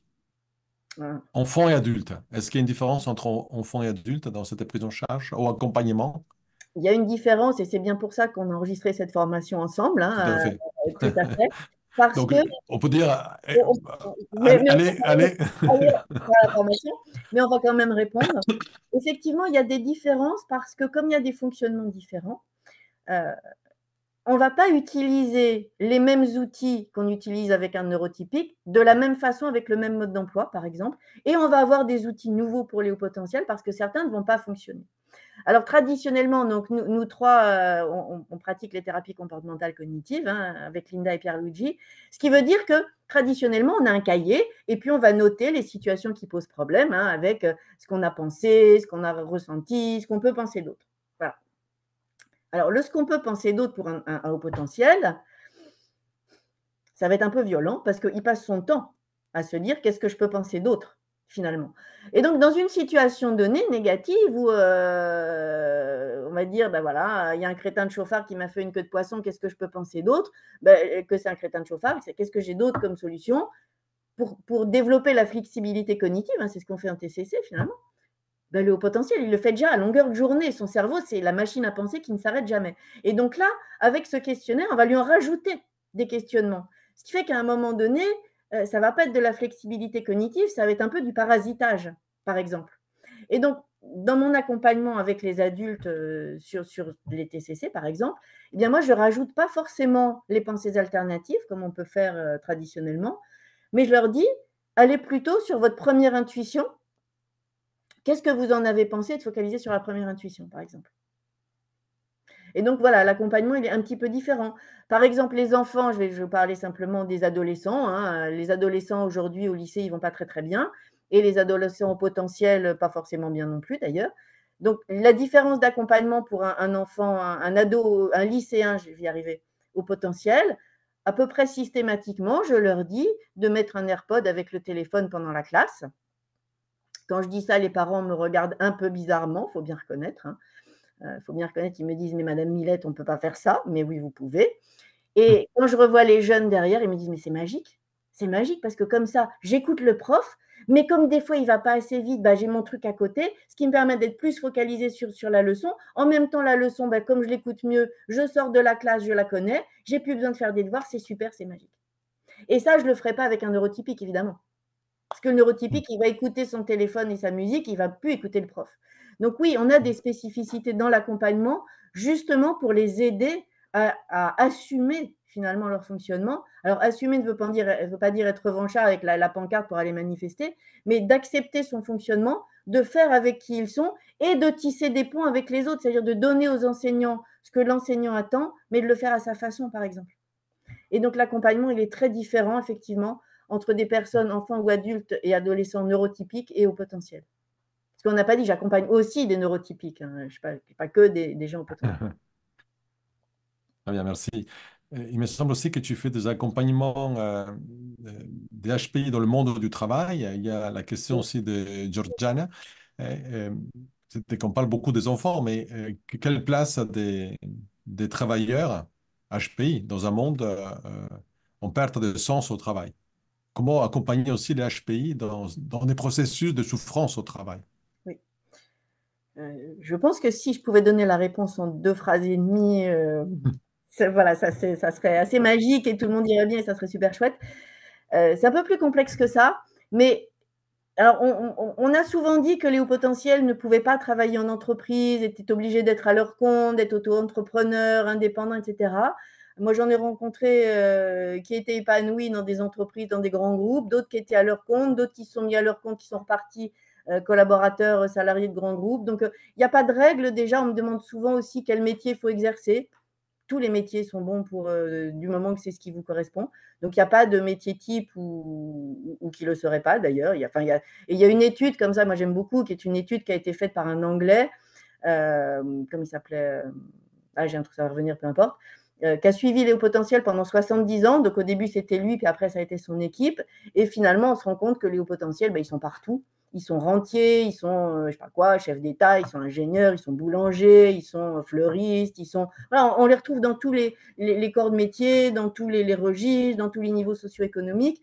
Donc ça, c'est pas du tout une question d'environnement professionnel, c'est une question aussi de vocation, de personnalité, d'aspiration, etc., etc. Donc, pour répondre à la question, j'ai pris des chemins de traverse, mais j'ai pas oublié la question. Le monde en perte de sens, je l'aurais peut-être pas dit comme ça, je fais pas de la sociologie, je l'aurais pas dit comme ça, mais en tout cas, qui pour les hauts potentiels ne présente peut-être pas grand sens ou pas le même sens que pour un neurotypique. Ce qui fait qu'effectivement, dans le monde du travail, le haut potentiel, lui, il y va, il est à fond. Je n'ai pas parlé de ça tout à l'heure, mais il y a l'engagement, l'engagement en anglais, l'implication en français plutôt, pardon, que l'engagement. Ils sont à fond dans ce qu'ils font. Et donc, quand on leur donne quelque chose à faire au boulot, pour eux, c'est quasi une question de vie ou de mort. Donc, ils mettent toute leur énergie, ils sont perfectionnistes et ils ont raison de l'être parce que c'est du perfectionnisme sain, c'est-à-dire que c'est pourquoi je vais faire quelque chose mal alors que je peux le faire bien. On est d'accord? Pourquoi on le ferait mal si on ne peut pas le faire bien? Ça, c'est certain. Donc, ils ont voilà, cette espèce de présence et de tous les instants dans le boulot, ce qui n'est pas ce qu'on attend d'eux. Et donc, finalement, une des clés, c'est de savoir ce qu'on attend d'eux et non pas de baisser leur degré d'exigence, parce que ça, c'est très désespérant, mais de l'ajuster, d'ajuster leur niveau d'implication, leur niveau de minutie, leur niveau de perfection à l'attente de l'utilisateur final, c'est-à-dire que leur livrable, si je peux dire, soit en phase avec les attentes de leurs clients, de leurs chefs, etc. Et donc, pour le coup, avec le mode d'emploi, c'est un peu comme à l'école, hein, je sais ce qu'attend mon boss, je sais ce qu'attend mon client, donc je vais lui donner, mais je vais lui donner à ma façon. Et là, ça fait beaucoup plus sens que de rentrer dans la peau d'un neurotypique et de fonctionner comme un neurotypique en entreprise, qui ça ne fonctionne jamais. La deuxième possibilité qu'on a aujourd'hui grâce à ce courant de la neurodiversité et de la neuro-inclusion, qui est de dire que finalement aujourd'hui, une entreprise se lance dans la neuro-inclusion. Pourquoi? Parce qu'on sait que des équipes neuro-inclusives sont plus efficientes que des équipes monoprofils. Et donc, les entreprises commencent à rentrer dans ce courant-là. Et on peut tout à fait, on a cette légitimité en tant que haut potentiel aujourd'hui, d'aller trouver son manager, ses collaborateurs, les ressources humaines, en disant, bah, voilà, moi, je fais partie de la neurodivergence. Qu'est-ce qu'on peut faire ensemble? Je ne dis pas que ce soit toujours facile, ce n'est pas toujours bien perçu, mais en tout cas, aujourd'hui, c'est quelque chose qui rentre dans les entreprises et qui est faisable. On a des groupes de collaborateurs dans des entreprises, de collaborateurs neurodivergents qui interagissent les uns avec les autres. Et donc ça, c'est une porte d'entrée qui est plutôt sympathique. Moi, je trouve que le point d'entrée, c'est aussi celui de l'intuition, parce que c'est vrai que quand on parle au potentiel, aujourd'hui, on en a peut-être un petit peu assez d'entendre parler des hauts potentiels, les séries, les machins, les choses, un peu l'impression que c'est prétentieux, tout ça. Si vous y allez avec l'hypersensibilité, l'intuition, des fonctionnements un peu atypiques, ça passe beaucoup mieux. Ça passe beaucoup mieux. Et au final, les collaborateurs, ils se trouvent plutôt pas mal en entreprise. Très bien, merci. Alors, parmi les personnes qui nous écoutent, il y a aussi des parents. Et en particulier un couple qui a un enfant HPI de 12 ans et qui est tout le temps triste, alors que objectivement, tout semble aller bien. Les copains, l'école, les bonnes notes, le sport, la famille. Alors, comment l'aider? La maman ou le papa a l'impression qu'il ne se focalise que sur les choses négatives. Et il y a aussi, j'ajoute aussi une autre question de Christine qui est comment répondre alors ennui à l'école. Donc, dépression et ennui. Alors déjà, c'est vrai que c'est un peu la question. Donc déjà, je ne suis pas sûre qu'on puisse répondre directement à la question de la dépression de ce jeune homme sans le connaître. Il y a sûrement plein de facteurs et voilà. Donc je ne veux pas dire que je ne vais pas répondre, mais je veux Peut-être dire, rester en général sur est-ce qu'il y a une voilà, spécificité des enfants exactement. qui seraient plus vulnérables, ces Oui. enfants plus vulnérables aussi à la dépression? Non, ils ne sont pas plus vulnérables, au contraire. on sait, les recherches nous disent que le haut potentiel agit en quelque sorte comme une protection contre les pathologies mentales, de santé mentale, de protection au sens large, et que c'est un peu tout ou rien. Quand ils sont bien avec eux-mêmes, ils sont plus heureux que le neurotypique et plus épanouis. Donc le haut potentiel agit plutôt comme une protection que comme un facteur aggravant. Les personnes au potentiel sont paradoxalement, enfin, contrairement à ce qu'on pense, moins anxieuses que les autres, moins dépressives, moins sujettes à tout un tas de problèmes de santé mentale, alors que le stéréotype qu'on a, ce sont effectivement des personnes qui vont mal. Ça, ce n'est pas la réalité. Statistiquement parlant, hein, bien évidemment. Après, ça veut dire qu'il y a des gens qui vont mal. Mais en statistique, quand on regarde, statistiquement, ils vont bien, ils vont mieux que les autres. S'ils allaient tous mal, ça serait une pathologie et ce n'est pas le cas. Donc ça, c'est la première des choses. Donc peut-être qu'il y a d'autres paramètres que le haut potentiel pour expliquer la tristesse de cet enfant. Ce qu'on peut dire, par exemple, c'est que effectivement, quand vous avez la possibilité ou la capacité, vous savez que vous avez la capacité de réussir et que vous ratez, vous focalisez plus sur l'échec que le verre à moitié vide que sur le verre à moitié plein. Donc, il faut peut-être arriver à changer le regard de ce jeune homme sur ses réussites, sur ce qu'il attend, sur ses aspirations, par exemple. Ça me semble peut-être être une voie. Sur l'ennui à l'école, alors tous les enfants ne s'ennuient pas. Certains vous disent, en fait, ce n'est pas de l'ennui, ils ne vous le verbalisent pas comme ça, mais ils disent que le temps est un peu long, que ça passe pas forcément assez vite ou qu'on n'apprend pas assez de choses à l'école. Donc ça, c'est pas forcément faux, mais l'école étant là pour tout le monde, y compris les neurotypiques, y compris ceux qui ont des difficultés, il faut aussi expliquer aux enfants au potentiel, finalement, la règle du jeu de ce que c'est la vie à l'école, le mode d'emploi de ce que c'est l'école. Ça veut dire que l'enfant au potentiel, il part à l'école avec l'idée qu'il va apprendre plein de trucs. Et ça, c'est pas vrai. Il va apprendre des bases. Donc, s'il part avec l'idée qu'il va chaque seconde apprendre des nouvelles choses, il ne peut qu'être déçu, frustré et s'ennuyer. S'il part avec l'idée qu'il va apprendre juste des bases, qu'il y a des choses qu'il saura déjà, qu'il y a d'autres choses qu'il va apprendre parce qu'on apprend à lire, on apprend à écrire, on apprend à compter, ben là, ça va aller. Parce qu'il va faire d'autres choses en dehors de l'école. Et puis que l'école, ce n'est pas juste pour les apprentissages.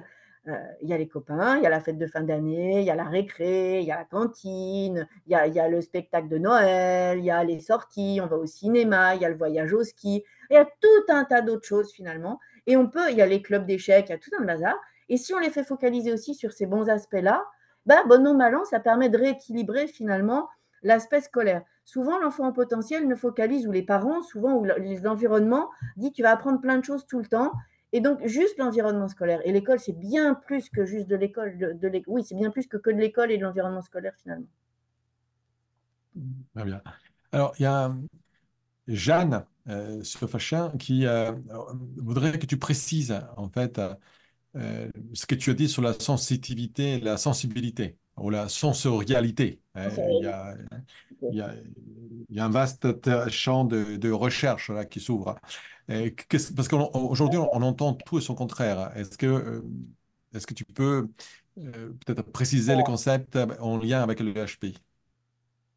On entend tout et son contraire, c'est vrai. Alors, en termes de… Il y a deux aspects dans cette question-là. Il y a la sensorialité et il y a la sensibilité. Donc, il y a les émotions et il y a les sens, finalement. Donc, ce qu'on sait des enfants au potentiel, par exemple, et c'est une collègue, Laurence Veuve-Douvray, qui a beaucoup écrit sur les aspects aussi psychomoteurs des enfants. Elle dit c'est œil de lynx et mémoire d'éléphant.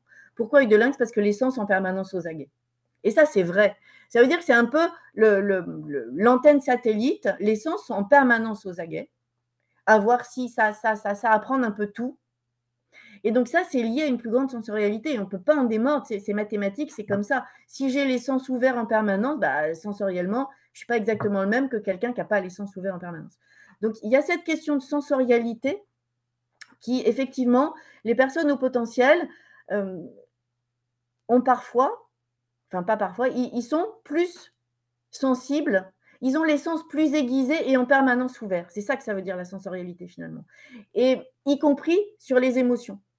Ils ont une plus grande empathie, perception des émotions. Et ça, on a des recherches aussi qui nous le disent. Ils ont une meilleure perception de leurs émotions et des émotions des autres avec un plus grand registre de vocabulaire pour identifier et parler de leurs émotions et de celles des autres. Alors, souvent, les personnes au potentiel me disent ou nous disent « je ne sais pas gérer mes émotions, je suis une catastrophe ». Et en fait, paradoxalement, les personnes au potentiel gèrent mieux leurs émotions qu'un neurotypique. Ça veut dire que si on donne cette quantité d'émotions à un neurotypique, le neurotypique, il arrête de fonctionner, je caricature un peu, le haut potentiel a ça d'émotions, il continue de fonctionner.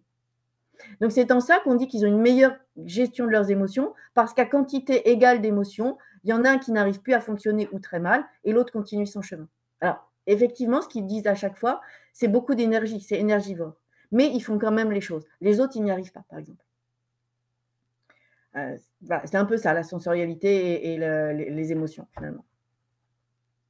Alors, il y a Johanna qui pose une question d'une situation qui arrive souvent. Le HP qui n'a pas acquis des méthodes de travail scolaire car savait la leçon sans réviser, mais plus tard, angoisse au lycée car les exigences montent et qu'il y a un risque peut-être d'échec, un risque de refus scolaire. Alors, comment accompagner cette difficulté, cette demande? Alors, il n'y a pas de risque d'échec scolaire s'il fonctionne à sa façon. C'est pas une question. La personne au potentiel, en fait, on me dit souvent, mon enfant ne sait pas faire d'efforts. Oui, il ne sait pas faire d'efforts, très bien. Et après, c'est quoi le problème? On est dans un monde où, effectivement, le neurotypique, il doit mouiller sa chemise, entre guillemets, pour que ça vaille le coup, pour que le travail il soit bien fait. Le haut potentiel, ça lui tombe de la tête. C'est un peu Archimède dans sa baignoire. C'est ça aussi, j'en ai pas parlé, mais l'intelligence intuitive, c'est Archimède dans sa baignoire. Il a tout un tas de connaissances, des briques d'informations, et pendant qu'il regarde ses pieds, le puzzle s'assemble dans sa tête et bim, ça lui dit Eureka. Voilà. Donc, ça demande zéro effort. Ça demande juste d'ouvrir les antennes et d'aller chercher tout un tas de connaissances. Et ensuite, le cerveau fait le reste en bruit de fond. Donc, ça, c'est zéro effort. Et ce n'est pas une question d'avoir appris le fonctionnement scolaire, c'est une question d'avoir appris à fonctionner à sa façon. C'est-à-dire, par exemple, un enfant qui a l'intuition mathématique, et il y en a beaucoup, et on sait que l'intuition scientifique, ça existe, et ça existe chez les chercheurs, l'intuition mathématique, ça existe, donc ce n'est même pas une vue de l'esprit, c'est un fait. D'ailleurs, vous regardez l'énoncé du problème de maths, vous regardez par la fenêtre, et paf, vous avez la solution. Et moi, j'ai vu des jeunes qui faisaient ça en maths sup, maths spé, donc ce n'est pas juste le 2 plus 2, c'est l'intuition mathématique. Sauf que le professeur, lui, qu'est-ce qu'il veut? Il veut effectivement qu'on écrive l'énoncé, qu'on écrive le résultat, mais qu'on mette le cheminement. Or, quand on a l'intuition mathématique, ben, on a l'énoncé, puis on a le résultat, puis on n'a rien au milieu. Donc là, ça ne va pas marcher. Donc, soit on apprend aux jeunes à faire du logico-mathématique, j'ouvre les parenthèses et je résous mon équation, et là, il va perdre son intuition mathématique, donc il n'est pas en phase avec lui-même. Et à tous les coups, on va lui dire bah, raisonnement juste, mais erreur d'inattention, donc c'est faux. Soit il garde l'intuition et il met, sans avoir d'étape au milieu, on lui dit bah, tu as copié sur le voisin, donc ça ne marche pas. Donc en fait, ce que je suis en train de dire, c'est qu'il faut donner au prof ce que le prof attend, mais à sa façon. Donc je prends mon intuition mathématique, mon résultat il est juste et je le sais, je le mets 10 lignes plus bas et je remonte et j'écris n'importe quoi, n'importe quelle étape qui conduit à ce raisonnement-là. Et donc là, j'ai appris à fonctionner à ma façon, j'ai appris à donner à l'extérieur ce que l'extérieur veut, et j'aurai jamais de risque de décrochage, puisque je donne aux profs ce qu'ils veulent, donc j'ai 20 sur 20 ou ce qu'on veut, peu importe, j'ai 12, peu importe. Je fais le minimum nécessaire, mais je le fais à ma façon. Et ça, il n'y a pas besoin justement de rentrer dans un carcan de travail purement scolaire. Si ce n'est pas nécessaire, ça ne sert absolument à rien. Et ça ne servira pas dans son entreprise, ça ne servira jamais, jamais de fonctionner comme ça, finalement. Merci. Il y a Fernand qui pose la question sur le lien entre HPI et burn-out. Alors, je ne sais pas si on a des recherches qui nous disent le lien entre les personnes au potentiel qui vont faire un burn-out ou un bore-out ou un brown-out, peu importe, les B-out, sont plutôt… Ça va être une question de sens, de perte des valeurs, ce qu'on a à chaque fois dans le burn-out finalement. Mais, comment je vais dire ça? Souvent, ce sont des personnes qui ne sont pas en phase avec eux-mêmes. Alors, je ne jette pas du tout la pierre, hein, mais qui, à un moment donné, effectivement, se sont investis. Comme je disais un peu tout à l'heure, qui se lancent à fond dans n'importe quoi qu'on leur demande et n'ont pas cette perception que finalement, ce qu'on leur demande, ça peut être beaucoup moins. Et donc, une fois qu'elles ont cette conscience, c'est un peu des personnes à qui il manque le mode d'emploi, quelque part. Mais effectivement, qui se lancent à fond et qui ne comprennent pas pourquoi ça ne fonctionne pas, pourquoi ça ne marche pas. Donc, il y a cette notion finalement de mode d'emploi et de règles du jeu qu'il faut leur donner. Alors, effectivement, quand j'accompagne, et malheureusement, il y en a quand même, il n'y a pas que des hauts potentiels, mais il y en a en burn-out, on ne les fait pas repartir de la même façon. Voilà. Moi, on ne peut pas renvoyer une personne en burn-out au même poste sans avoir rien changé. Ça veut dire que d'une manière ou d'une autre, si la personne au potentiel a fait un burn-out, c'est qu'elle n'était pas en phase avec elle-même. Et donc, il faut repartir, mais il faut repartir autrement. Il faut repartir en ayant des projets, de vie qui soient en adéquation avec les valeurs. On ne va pas repartir de la même façon exactement, parce que là, c'est le deuxième burn-out assuré. Donc, on part. Moi, je pense à une femme que j'ai accompagnée qui a fait un burn-out en entreprise et qui est repartie enseignante. Ça lui tenait à cœur, elle est repartie enseignante. Voilà. Et là, elle est super épanouie, la vie est super belle, elle est au milieu de ses élèves, et voilà. Elle n'est pas repartie dans son entreprise au même poste, qui est un poste qui ne lui convenait pas, où elle était là un peu. C'était pas elle. Donc voilà. Donc le burn-out, il a aussi violent soit-il, et je minimise pas du tout la douleur, la souffrance, le tsunami que ça représente, mais il est là aussi pour dire, vous n'êtes pas en phase avec vous-même, il faut repartir autrement. Et ça, pour moi, c'est une grande réalité, que ce soit chez les enfants ou chez les adultes. Ça veut dire que le burn-out, il est là pour nous dire, j'étais pas en phase avec moi-même. Merci. Donc, il y a une petite question sur la tachypsychie. Hein, cette pensée très rapide, mais une accélération normale de la pensée, et sa présence chez les personnes HPI. Oui, on peut appeler ça Est-ce aussi. que c'est leur caractéristique principale, finalement? Je ne sais pas si c'est une des caractéristiques principales, mais le cerveau étant une machine à penser, il nous envoie des pensées en permanence. Ce qui va être difficile pour les personnes au potentiel, c'est d'avoir tout un tas de pensées en permanence qui sont, et pour le coup, c'est fatigant, c'est énergivore. Ce qui fait que si le cerveau, on ne peut pas l'arrêter, mais on peut l'orienter. Donc, si on donne, moi j'aime beaucoup l'idée de la thérapie par projet avec les personnes au potentiel, justement, c'est d'avoir du sens dans les activités qu'on leur demande de faire et qu'ils vont mettre en place, qu'ils vont faire. Si ça a du sens, eh bien, le cerveau va utiliser toute son énergie pour aller dans la direction de ce projet. Il y a une activité qui a du sens, encore une fois. Et à ce moment-là, vous n'avez que des pensées qui tournent autour de votre projet. Et on n'a plus cette espèce d'os qu'on ronge où il n'y a pas grand-chose dessus, avec le cerveau qui part d'une direction à une autre, avec tout un tas de pensées stériles qui ne servent à rien. Donc la question, c'est pas… Effectivement, le cerveau, c'est une machine à penser. Il y a probablement plus de pensées chez les hauts potentiels que chez les neurotypiques, et un peu en permanence, c'est vrai, mais on peut l'orienter. On ne peut pas l'arrêter, mais on peut l'orienter. Et c'est ça ce qui fera la différence, finalement. Très bien. Il y a aussi Jeanne qui propose en fait que le burn-out soit aussi lié à l'exigence que se met le Oui, HPI. mais c'est l'exigence, je suis d'accord, Jeanne. C'est l'exigence que se met le HPI, c'est ce que je venais de dire. C'est le HPI se lance à fond dans ce qu'il fait avec son degré d'exigence et de perfectionnisme sain, encore une fois. C'est pas du perfectionnisme malsain dans le sens si j'arrive pas, je suis nul. Alors ça peut l'être aussi, mais fondamentalement, c'est pas ça dont il s'agit. Mais c'est surtout l'inadéquation entre son degré d'exigence et l'attendu, le livrable qui est demandé. Et quand on arrive à équilibrer ça en disant, mais finalement, vous voulez un 20 sur 20, mais le minimum syndical, c'est 10 sur 20. Votre boss vous donne un 12 sur 20, il est content, donc vous pouvez ajuster parce que c'est ça qui est attendu. Le livrable attendu, ce n'est pas un 20 sur 20, parce que là, on va perdre finalement le client, on va perdre finalement l'utilisateur final. Et donc, c'est plus cette disparité-là entre mon degré d'exigence en tant que haut potentiel et ce qu'on attend de moi. Et donc, quand on réajuste ça, finalement, ça marche tout seul. Ça marche tout seul. Est-ce qu'il y a une différence en termes de traumatisme? C'est-à-dire, quand un HPI vit un traumatisme à l'enfance, cela a plus d'impact ou un impact différent que sur les enfants qui n'ont pas un profil HPI, par exemple. Alors, Je sais tout à pas. l'heure, tu as peut-être répondu un peu à la question, c'est-à-dire que des difficultés environnementales, éducationnelles peuvent empêcher l'expression du HPI, que deux enfants, en fait, qui ont les mêmes capacités HPI, il y en a un qui peut ne pas les développer, c'est ça? Oui, c'est ça, tout à fait. Qui vont être bridés. Sur le traumatisme directement, je saurais pas répondre. tout à fait objectivement, ou je ne suis pas sûre d'avoir vu passer des études qui répondaient à ça. Spontanément, j'aurais envie de dire que les personnes au potentiel ont quand même une grande capacité de résilience.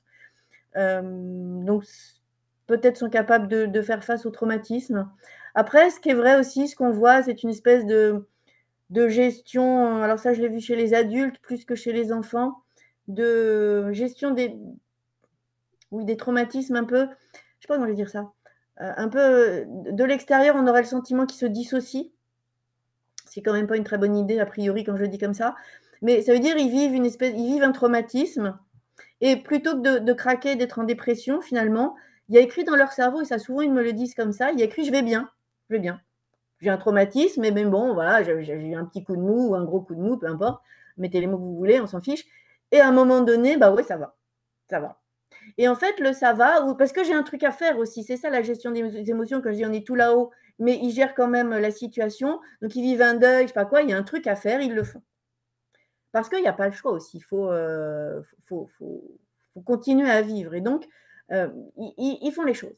Et pour le coup, comment dire, leur quantité d'émotion va passer sur le physique.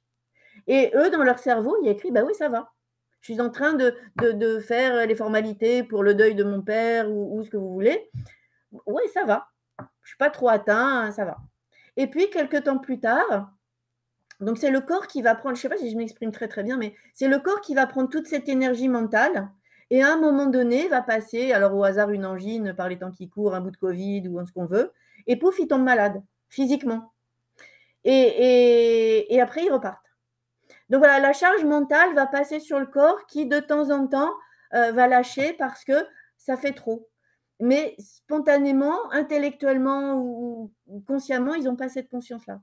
Je ne sais pas si ça répond un peu à côté. Et ça je l'observe assez fréquemment. Les gens me le. Je n'ai pas d'études qui le disent, mais les gens m'en parlent assez régulièrement de ce phénomène-là. Ok. Il y a Sylvie qui demande peut-être une liste de références des études essentielles internationales sur le HPI. On peut peut-être le rajouter ou Ça, bien c'est lui oui, dire d'acheter ton bouquin. Mais c'est dire ça, mais on n'est pas là pour ça. Mais c'est compliqué parce que moi, très honnêtement, je lis à peu près entre 5 et 10 articles par jour donc, sur le sujet et sur d'autres sujets. Donc, ça évolue beaucoup. Moi, j'aime beaucoup les publications de Jacques Grégoire en français et en Belgique. Donc, ça, c'est facile d'accès parce que d'abord, c'est en français pour ceux qui ne parlent pas anglais. Et Jacques est pour moi un des chercheurs très, très pertinents sur le sujet. Donc, on peut citer voilà, les articles de Jacques, probablement Jacques Grégoire. C'est peut-être le plus simple. Ou les Québécois aussi, ils sont pas mal, les Québécois. J'aime bien les Québécois. Mais maintenant, on a des courants de recherche dans tous les pays. Il y en a à Singapour, en Turquie, en Israël. Enfin, tous les chercheurs du monde se sont penchés sur la question. Donc, c'est difficile d'être exhaustif, je pense. C'est difficile. Et c'est pas que je ne ok. veux pas répondre, c'est qu'il y en a vraiment. Ça dépend du sujet qu'on veut voir. Si on veut les troubles du sommeil, je veux dire, moi j'ai lu 3 articles hier sur les troubles du sommeil qu'un collègue m'a adressé, enfin, sur les spécificités, pardon, pas les troubles du sommeil des enfants au potentiel. Donc tout dépend aussi du sujet qu'on veut approfondir. Oui, c'est un peu comme la question sur la vache, en fait, la réponse. Voilà, je ne sais pas répondre à la question parce que je n'ai pas un article particulier à dire qui recenserait ça, quoi. Il n'y a pas un article qui va vous lister tout ça finalement. Si on veut regarder les potentiels évoqués chez les hauts potentiels, vous avez des trucs. Les cellules gliales, vous aurez d'autres trucs. Si vous voulez regarder l'activation des zones cérébrales en IRM fonctionnel, vous aurez d'autres trucs. Si vous voulez voir les profils de sommeil, les polysonographies, vous aurez d'autres trucs. Voilà, je ne sais Oui, pas. tout à fait. Il faut aller dans les bases de données, chercher l'article dans un domaine qui nous Sur intéresse. Medline, Hein. sur Mais en tout cas, CNN, j'ai bien entendu que le HPI lit entre 6 et 10 articles par jour sur le HPI. bah, j'ai pas dit ça, je te l'ai excuse de ta réponse, hein. Moi, j'ai Je pas me dit ça. permets, vous m'entendez? J'ai une petite question aussi, du coup, comme on parle des recherches. Si je comprends bien, parce que tu as dit que en France, on a notre manière d'évaluer le HPI. Au Ouais. Canada, c'est un peu différent. Tu as parlé il y avait 3 dimensions plutôt Oui, qu'une. oui, Il y a oui, oui, l'intelligence, il y a la valeur, il y a la créativité. oui. J'aimerais que tu t'expliques un petit peu plus si tu as plus si tu connais un peu plus comment ils font en fait pour évaluer les 2 autres dimensions, valeur et Ah, créativité. ouf. Alors, Surtout les valeurs. Alors, là, c'était les études auxquelles je pense, c'était des études sur les enfants. Ils posaient des questions aux parents principalement. Principalement, ils posaient des questions aux parents. Au Québec, par exemple, quand on regarde, on a des collègues qui travaillent très très bien sur Lynn Massé, qui a beaucoup travaillé sur toute la neurodiversité et sur le haut potentiel au Québec. Il y a des questionnaires pour les enseignants, il n'y a pas forcément que les tests de QI, il y a des questionnaires plus larges. Je veux dire, pour eux, la conception québécoise, alors eux, ils parlent de personnes douées, c'est des doués. C'est des doués, ce pas des surdoués, c'est des doués. En anglais, on dit gifted ou talented. Des fois, on va jusqu'à over gifted et over talented, mais les Québécois, pour eux, sont des doués. Et partant de l'idée de M. Gagné que finalement, dès que vous êtes 10% en dehors de la norme, vous êtes doué. Donc, dans n'importe quel domaine. Donc, 10% d'un point de vue scolaire, d'un point de vue artistique, d'un point de vue artisanal, d'un point de vue n'importe quoi. Donc, ce qui fait que chez eux, automatiquement, un danseur étoile, par exemple, il est doué. Chez nous, comme on a la question au potentiel intellectuel, alors qu'on sait que finalement, il n'y a pas que l'intellectuel qui compte, eh bien, le danseur étoile, il ne sera pas dans la catégorie HPI, par exemple. Pas automatiquement. Au Québec, il l'est automatiquement. Parce qu'on peut penser que le danseur étoile, il est quand même 10% à l'écart de la population. On peut penser. Donc, cette conception est complètement différente et eux, ils vont regarder aussi bien en termes de résultats scolaires que de résultats artistiques, enfin de résultats d'activités artistiques et de questionnements un peu incessants, etc. etc. Donc, c'est très différent dans leur manière d'évaluer. Ce qui me fait dire quand même que quand on regarde, quand je parle de haut potentiel intellectuel, quand on regarde en France, dans les recommandations de l'éducation nationale pour les enfants au potentiel, il y a écrit, et ça on ne le sait pas, ou on ne le sait pas suffisamment, que le haut potentiel peut être intellectuel ou créatif. Ah. C'est écrit dans les textes. Ce n'est pas que au potentiel intellectuel. Dans les textes de l'Académie des rectorats, enfin voilà, des préconisations pour accompagner les enfants au potentiel, il y a écrit, on identifie le haut potentiel, qu'il soit intellectuel ou créatif. Et ça, on ne le sait pas quand même, ça, on ne le sait pas. Et au niveau des études, est-ce qu'on est au début de l'intérêt que les chercheurs portent au HPI ou est-ce qu'il y a eu plein de choses dans le passé euh, Je crois qu'il y a eu quand même une explosion des recherches depuis les années 80-90, j'ai envie de dire quelque chose comme ça. Une spécificité française quand même, parce que je disais, en termes d'intelligence, on a une conception qui est un peu datée quand même, qui a la conception très intellectuelle de l'intelligence, quand les autres pays sont sur une notion un peu plus large, ou un peu différente finalement, plus large, plus actuelle et plus en phase avec les recherches. Mais nous, en France, on est quand même un des seuls pays à considérer le potentiel adulte. Ce qui, moi, m'a beaucoup frappé quand on regarde les recherches aux États-Unis ou voilà, moi, j'étais il n'y a pas longtemps aux États-Unis, je parlais avec des amis, avec des collègues. Quand je leur parle de haut potentiel chez les adultes, ils me regardent en disant, mais de quoi tu parles? Et donc, quand on regarde les publications, que ce soit grand public ou scientifique, en gros, ça s'arrête aux études supérieures, aux étudiants. On n'a pas ou très très peu d'études sur les hauts potentiels adultes. Alors qu'en France, c'est quand même un sujet dont on parle partout, les hauts potentiels adultes. Et on n'a pas ce courant de recherche, peu en France d'ailleurs, et il y a peu de recherches publiées sur les hauts potentiels adultes. Il y a des livres, beaucoup, mais pas de recherche. Et à l'étranger, on n'en a pas. Ce qui est assez bizarre quand même, c'est assez paradoxal. Et je ne sais pas l'expliquer. Est-ce qu'il y a plus de corrélation entre HPI et narcissisme en France qu'ailleurs? Je t'en laisse la responsabilité. Alors, très bien. Alors, il y a une question très précise de Johanna qui demande si tu observes chez les enfants des temps de latence lors de la réflexion pour donner une réponse à une question. Comme si l'enfant avait décroché, mais quand même donné une réponse après coup en adéquation avec la question. Si oui, comment différencier ce symptôme d'un trouble de l'attention? Alors, voilà dans le trouble de l'attention. Non, j'observe pas ça systématiquement. Pas systématiquement. Moi, je vois des enfants qui effectivement répondent un peu. On a l'impression que ce que je remarque, alors ça, je pense, c'est par rapport au questionnaire de Wechsler, hein, je suppose la question. Ce qu'on voit régulièrement sont des gens, enfants comme adultes d'ailleurs, qui savent quand ils se sont trompés. Ils ont l'intuition, non, c'est pas la bonne réponse, c'est pas ça la bonne réponse. Je me suis trompée, c'est pas ça. Et pof, ils donnent la bonne après, par exemple. Donc, ils ont cette intuition que c'est pas la bonne réponse qu'ils ont donnée, ça on le voit. C'est pas forcément un temps de latence, et qu'au contraire, ils répondent plutôt du tac au tac, et que s'ils réfléchissent, c'est là où le pour, le contre, le machin, le je sais plus vient en jeu et va les perturber, par exemple. Mais c'est pas un trouble de l'attention. Moi, je pense à un jeune homme, il avait lui un trouble de l'attention, un petit garçon, il avait 12 ans, il avait un trouble de l'attention. Mais il répondait en faisant la galipette, en dansant, en chantant. Il tournait autour de mon bureau et puis il regardait. Il dit ah pof c'est ça, ah pof tiens ça c'est ça. Il regardait à peine, il répondait. Donc lui il avait un trouble de l'attention, ça c'est sûr, mais en même temps il répondait. Donc je ne sais pas si j'ai répondu à la question, mais non, j'observe pas des temps de latence spécifiquement systématiques chez les personnes au potentiel. Non. Non, non. Oui, donc des enfants qui peuvent euh, montrer des comportements qui sont typiques des troubles de l'attention, mais ils sont en train de chercher une réponse à la question. Ils peuvent regarder par la fenêtre en même temps, ou bien la musique dans la tête. Oui, exactement, exactement. Alors effectivement, en classe, ce sont des comportements qui sont très dérangeants, mais en même temps, quand on fait passer les tests, moi, il me semble qu'on veut savoir les capacités cognitives et pas la capacité à rester ficelé sur une chaise. Donc voilà.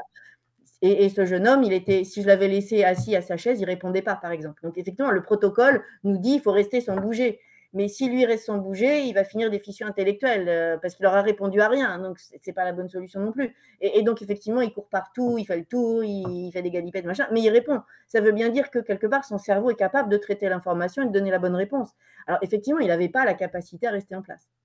Et donc, lui il était effectivement double exceptionnel, au potentiel et trouble de l'attention. Mais ça ne l'empêchait pas, si on le laissait courir de tous les côtés, de faire fonctionner son cerveau, effectivement. Alors, tu as parlé du HPI chez les adultes. Oui. Est-ce que l'HPI peut évoluer avec le temps, avec l'âge? Est-ce qu'on peut perdre la capacité HPI? Ah.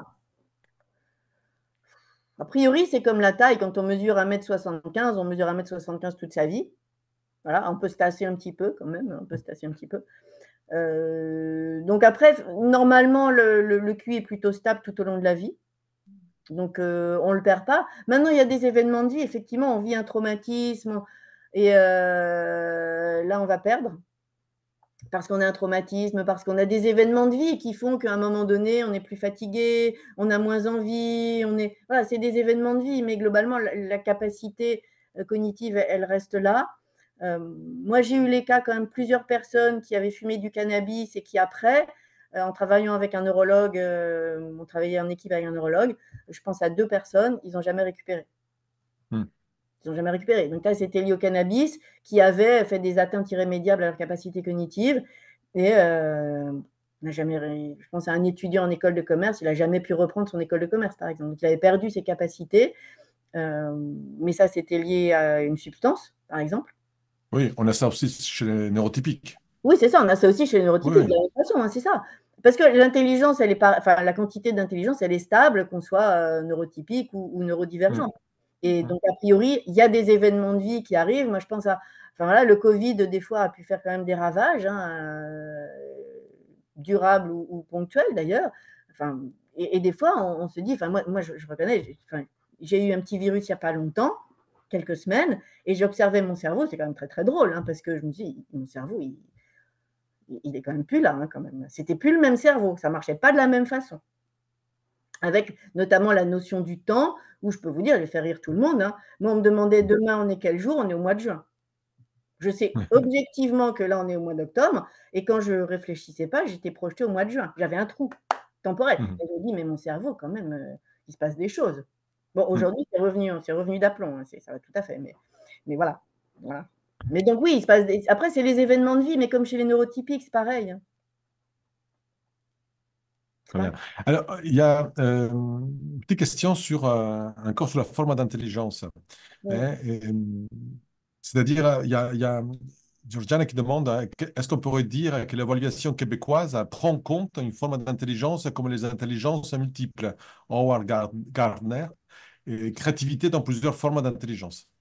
Alors là, je suis embêtée. Hein, je suis embêtée. Parce que les intelligences multiples, on en parle beaucoup. depuis très longtemps. Ça a été un grand concept utile à l'école, utilisé à l'école, en disant il y a des enfants qui sont plus, je sais pas quoi, visuels, plus machin, plus bidule, plus qu'on veut. Et en fait, je suis très embêtée de vous répondre, mais objectivement, on n'a aucune étude scientifique qui a validé la théorie des intelligences multiples de Gardner. Donc aujourd'hui, scientifiquement parlant, on n'a rien qui valide la théorie des intelligences de Gardner. Donc, je ne peux pas répondre autrement que ça a été utile à l'école, utilisé beaucoup à l'école. Aujourd'hui, on en revient un peu parce que scientifiquement parlant, on n'a aucune preuve qui nous… Enfin, c'est pas pour ça que ça n'existe pas. Mais moi, je suis plutôt scientifique de départ. Hein. J'ai une double formation aussi en sciences. Et on n'a pas d'argument pour. Ça n'a pas été validé. Voilà, ça n'a pas été validé. Je ne peux pas dire autrement. Et donc, il y a aussi la question du coup de phylocognitif complexe. Oui, oui, le phylocognitif complexe, d'accord. Qu'est-ce que tu penses du terme? Je pense qu'à un moment donné, en fait, on n'a pas de terminologie On qui… tourne. Non, on n'a pas un bon terme pour parler de ces notions-là. Donc avant, on avait précoce, qui voulait dire qu'une fois qu'on a tout le monde les capacités, qu'on est adulte, on est plus précoce parce qu'on acquiert avant les autres, mais une fois que tout le monde a acquis, finalement, c'est pareil. On a eu surdoué, et qui pour moi est quand même le moins mauvais, surdoué. Ça fait très prétentieux, mais les gens n'aiment pas du tout cette terminologie-là.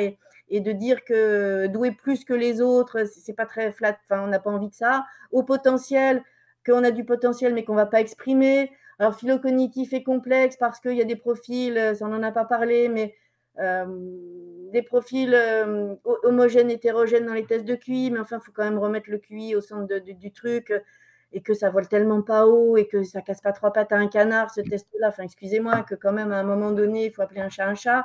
Donc, je ne sais pas très bien. Après, je suis désolée, Jeanne, mais je vais quand même parler des zèbres. Jeanne Siofachin, qui a le concept des zèbres. Alors, moi, les zèbres, j'aime pas ça du tout. Je vois des tas de gens, ils me disent, il y a un mot, c'est super génial, parce que comme ça, c'est pas prétentieux, on n'est pas au-dessus des autres.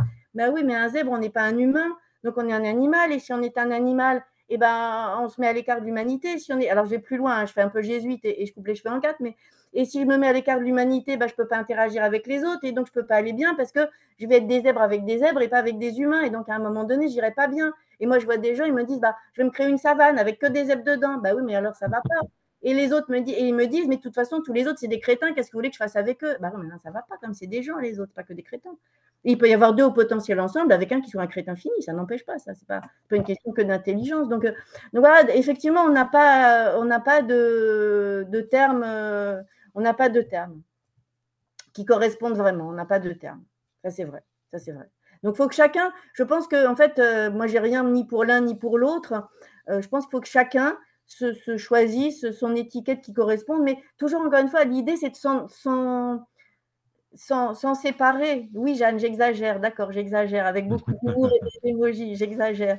Mais je suis là pour dire ce que je pense aussi, et ceux qui me connaissent savent que je dis ce que je pense. Donc voilà. Mais je pense qu'il faut que chacun choisisse son étiquette pour s'en extraire après, pour s'en abstraire. On n'a pas besoin d'étiquette en tant que tel, on n'en a pas besoin. On n'en a pas besoin. L'étiquette, c'est au début pour démarrer le processus. Il ne faut pas rester coincé dans l'étiquette en disant, voilà, pour moi, c'est vraiment complètement inutile d'avoir des étiquettes. Et je vois des gens qui me disent, mais si je n'ai pas fait le test de QI, est-ce que vous voulez bien quand même m'accompagner? Je dis, évidemment, j'en ai rien à faire du test de QI dans l'absolu. Ce n'est pas ça qui va me donner des réponses. Ce qui donne des réponses, c'est qui vous êtes, quelles sont vos aspirations, quelles sont vos manières de fonctionner, quelles sont vos forces, Voilà, c'est ça qui m'intéresse. Ce n'est pas d'avoir une étiquette. L'étiquette, j'en ai pas besoin. Bon. Jeanne te dit que tu es un drôle de zèbre quand même. Alors, si tu veux, Jeanne, je me fais rire. Hier, j'étais au cabaret, aux zèbres de Belleville, et il y a des zèbres partout. Voilà. Et ça ne m'empêche pas d'aller passer un très bon moment au cabaret. Très bien. Alors, Béatrice, peut-être une dernière question sur laquelle je voudrais qu'on termine peut-être la soirée. C'est quelles sont les recherches récentes sur le HPI, les recherches plus prometteuses? Où est-ce qu'on est en train d'aller au niveau de la recherche? Alors, on est en train d'aller, je pense, dans une conception différente de l'intelligence. C'est comme je disais un peu tout à l'heure. On va dans cette direction-là. On va dans la direction aussi de comprendre plus les fonctionnements neurologiques, neurophysiologiques. Je pense aussi, ça c'est important. Et je pense qu'on a tout ce courant qui, a priori, au balbutiement de ce que je sais pas, la médecine comportementale des hauts potentiels, comme je disais un peu tout à l'heure sur le sommeil, parce qu'on sait par exemple qu'il y a des profils de sommeil différents, que le sommeil d'un haut potentiel, c'est pas le même que le sommeil d'un neurotypique, mais on n'a pas l'extrapolation. Comment je vais traiter par exemple les troubles du sommeil chez un haut potentiel par rapport à un neurotypique? Ça, on n'a pas ça. On n'a pas, par exemple, un haut potentiel avec la sensibilité qui est la sienne et la sensorialité, quand il a une fébricule de 37, il passe à 37,4. Lui, il a l'impression d'être à 40. Et vous allez chez le médecin, il dit non, mais je ne suis pas bien, j'ai mal au crâne, je suis pas bien. Le médecin vous dit, mais non, vous n'avez rien du tout, repartez, enfin, il faut arrêter, là, c'est de la sensiblerie, vous n'avez rien. Alors qu'en fait, eux, ils sentent déjà que leur cerveau, il est un peu déglingué à ce moment-là. Et donc, je pense que c'est ce courant-là de la médecine, un peu, si je peux dire comme ça.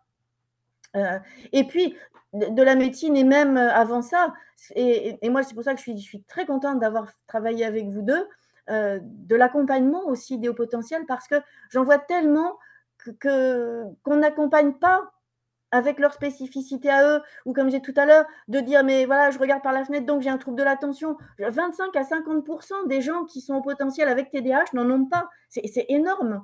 Une personne sur deux à la consulte de l'autiste n'est pas autiste. Et vous en avez combien qui vous disent, alors en fait, moi, je suis au potentiel, je suis autiste, je suis multidis et je suis TDAH. Alors peut-être ils existent, peut-être, mais en même temps, peut-être qu'ils n'ont pas tout ça. Et je pense que c'est ça la recherche. Parce que c'est toujours le bien-être des gens qu'il faut avoir à cœur. Et donc, vous ne pouvez pas dire à des gens, ils ont tout ça alors qu'ils ne l'ont pas vraiment. C'est ça. Enfin, pour moi, c'est ça l'avenir, c'est plutôt sur l'accompagnement des hauts potentiels en tant que hauts potentiels, de leurs caractéristiques, et pas de leur proposer un accompagnement qui serait de calquer celui des neurotypiques sur qui ils sont eux-mêmes. Voilà, c'est ça. Je pense que c'est ça l'avenir, finalement.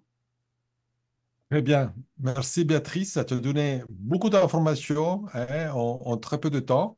Et l'information aussi qui est en ligne sur Psylink est très très riche et répond à beaucoup des questions qui sont restées en suspendu et qui euh, aident les personnes, les psychologues en particulier à accompagner les hauts potentiels et à comprendre un peu ce fonctionnement et comment adapter aussi la, la, la prise en charge à ces Oui. caractéristiques très spécifiques. Et donc, on a détaillé beaucoup le, la connaissance des personnes au potentiel avant de. Ah, pardon, je croyais que c'était fini. Je voyais la diapo. Oui, on a dans la formation, j'ai beaucoup insisté aussi sur la compréhension du fonctionnement des hauts potentiels pour ne pas faire des impairs, justement, et pas utiliser le référentiel neurotypique pour les hauts potentiels. Donc, c'est pour ça qu'on l'a appelé comprendre et accompagner. Il y a quand même ce volet de comprendre qui est important et d'accompagner en fonction de cette compréhension et de cette connaissance de qui ils sont effectivement. C'est ça. Très bien. Merci beaucoup. Merci à tout le monde. Merci. J'espère que que ça a pu intéresser tout le monde. J'ai vu que personne n'est parti pratiquement de la soirée. Donc, ça veut dire que tu as réussi quelque chose d'assez rare, de garder tout le monde présent jusqu'à la fin. Oui, Hein. tant mieux. Et Refaire. on vous donne aussi rendez-vous, il me semble, Linda, il y a un autre webinaire, non, bientôt? Oui, c'est ça, le 17 octobre, à la même heure, on va recevoir Isabelle Leboeuf qui va nous parler de la thérapie fondée sur la compassion. Donc, c'est le prochain rendez-vous le 17 octobre. Voilà, donc il y aura plutôt une soirée de compassion. Eh oui, Je oui. pense que le début des paroles sera un peu plus lent quand on parle de compassion que quand on parle d'HPI. Oui, j'ai un débit de parole assez important. Je sais. Mais c'est très bien, on a eu beaucoup d'informations. Là, c'était très Voilà. intéressant. Merci beaucoup, Béatrice. Merci à vous deux. Merci et merci à tout le monde de votre participation. Et merci aussi à tous les collègues que j'ai pu reconnaître. Merci à Jeanne aussi pour sa participation. Oui, merci à Jeanne et Voilà. surtout pénalisée de ma sortie sur les zèbres, évidemment. Merci. Merci. Et merci à tous ceux qui ont posé les questions. Merci beaucoup. Allez, bonne soirée Bonne tout le soirée monde et à la et à la prochaine peut-être. À la Allez, au prochaine. prochaine. revoir. Beaucoup, bonne soirée. Au Au revoir. revoir. Au revoir.